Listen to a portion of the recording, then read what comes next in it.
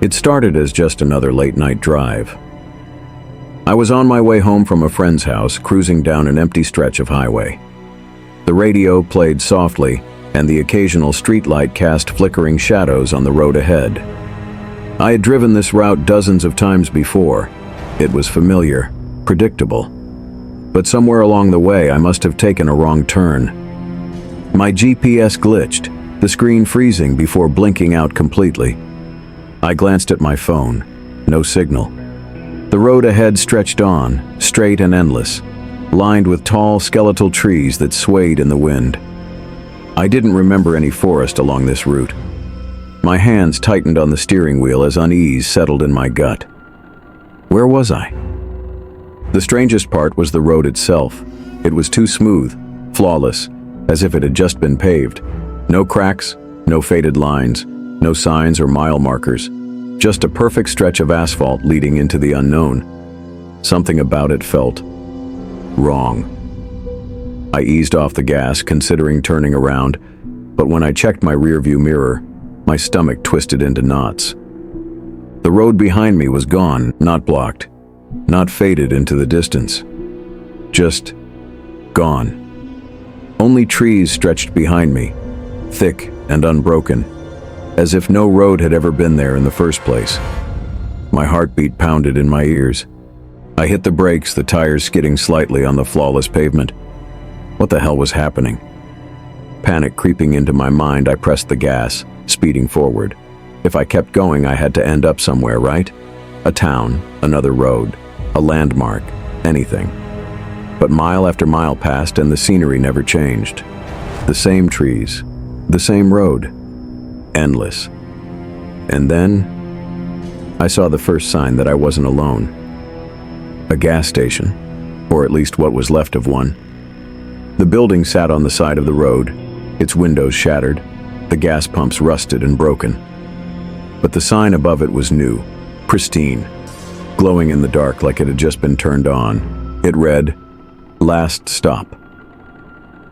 A chill ran down my spine. Something about this place felt off. The doors to the gas station hung open, swaying slightly in the breeze. I hesitated, then pulled in, my headlights casting long shadows across the cracked pavement. Maybe someone inside could tell me where I was. Maybe my phone would get service here. I stepped out, my footsteps echoing eerily in the still night. The air smelled of dust and something else, something rotten. I pushed the door open, and the bell above jingled, but the sound was warped. Slowed down, distorted, like a tape being played at the wrong speed. Inside, the shelves were fully stocked, but everything was outdated. Soda cans with designs I hadn't seen since childhood. Chips and candy brands that didn't exist anymore. A newspaper lay on the counter, its edges yellowed with age. The date read, October 3rd, 1974. My breath caught in my throat. That was impossible. I turned toward the register. Behind the counter stood a man, or at least something that looked like a man. His skin was too pale, his eyes too dark, and when he smiled, his teeth were wrong. Too many, too sharp. "You're not supposed to be here," he said, his voice low and hollow. I stumbled back, my pulse racing. I took a wrong turn. Can you tell me how to get back to the highway?" His smile widened, and he gestured toward the road outside. "Just keep driving. You'll find your way eventually."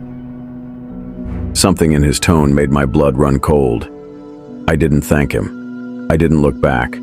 I just bolted out the door, jumped into my car, and peeled out of that parking lot as fast as I could.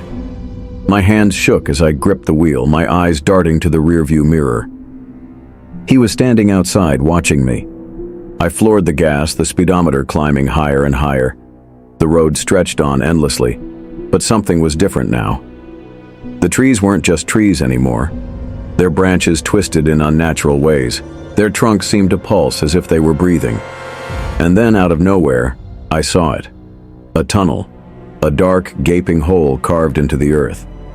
I didn't remember seeing it before, but somehow, I knew I had to go through it. There was no other way. As I entered, the darkness swallowed me whole. My headlights flickered, and for a few agonizing seconds I was completely blind. The air grew thick, suffocating, pressing against my chest. And then, I was out. The road was different, cracked, familiar. I recognized the old highway signs. My GPS flickered back to life. My phone buzzed with notifications. I slammed on the brakes, gasping for breath. I was back. I turned to look behind me. The tunnel was gone. No trees, no strange gas station, no endless road. Just the highway I had always known.